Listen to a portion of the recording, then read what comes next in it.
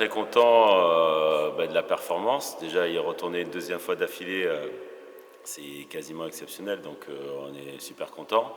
Après, satisfait puisque les filles ont fait le match, je dirais presque parfait, puisqu'on avait préparé le match en amont et on a respecté le projet de jeu, le plan tactique qu'on voulait mettre en place et qui a super bien fonctionné. Donc c'est doublement satisfaisant parce que, hormis le résultat, c'est la manière dont on a gagné le match, il n'y a pas photo sur ce match-là, donc on est content sur la production qui a été faite, tant individuellement que collectivement. Toutes les filles ont été au diapason. Oui, je les ai trouvées très efficaces au point de vue défensif. Oui, on avait travaillé ce projet défensif-là exceptionnellement sur ce match-là. Donc on est content parce que ça a fonctionné. On avait vu quelques vidéos pour nous permettre de faire ce choix-là. Donc c'était une prise de risque aussi puisque c'est pas une défense qu'on faisait avant. Donc ça a bien fonctionné. Donc en plus satisfait puisque ça nous permet d'avoir une défense de plus dans notre boîte à outils pour la suite. Ce qui a permis en même temps de pouvoir remonter des balles. On sait que de toute façon, nous, c'est un peu le projet de jeu, c'est la défense et la montée de balles, donc on reste dans le même travail. Donc la défense a été très efficace, elle a permis de monter les ballons et de se faciliter la vie en attaque. Y a-t-il eu un moment où tu as douté pendant le match ? Pas forcément. En fin de première, on fait quelques rotations qui n'ont pas été forcément efficaces. Ça permet de revenir un peu dans le match.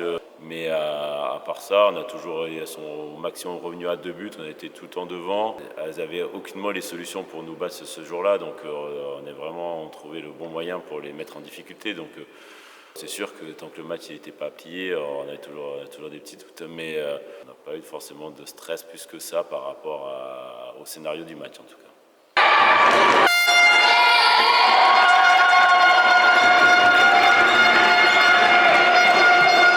Donc demi-finale, les 3 et 4 juin à Tournefeuille, contre qui ? Donc à vérifier et à confirmer, normalement en demi-finale on devrait jouer l'équipe de Ono.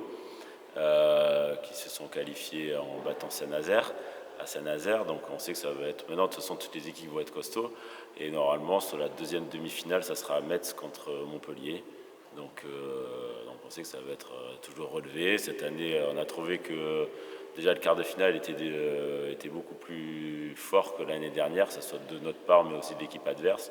Donc on se doute que ça va être encore un Final Four très très relevé, qu'il va falloir arriver là-bas fort tant physiquement que tactiquement et mentalement parce qu'il ne faudra rien lâcher.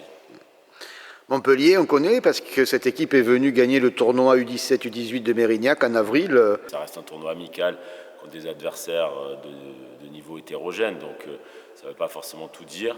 Après, venant de Montpellier aussi, on connaît un peu le handball de par là-bas, donc un peu les philosophies de jeu, donc ça permet aussi de voir un peu l'état d'esprit, mais après Metz, on les a vus aussi l'année dernière sur le Final Four, donc on sait la qualité d'un club de haut niveau et de leur formation.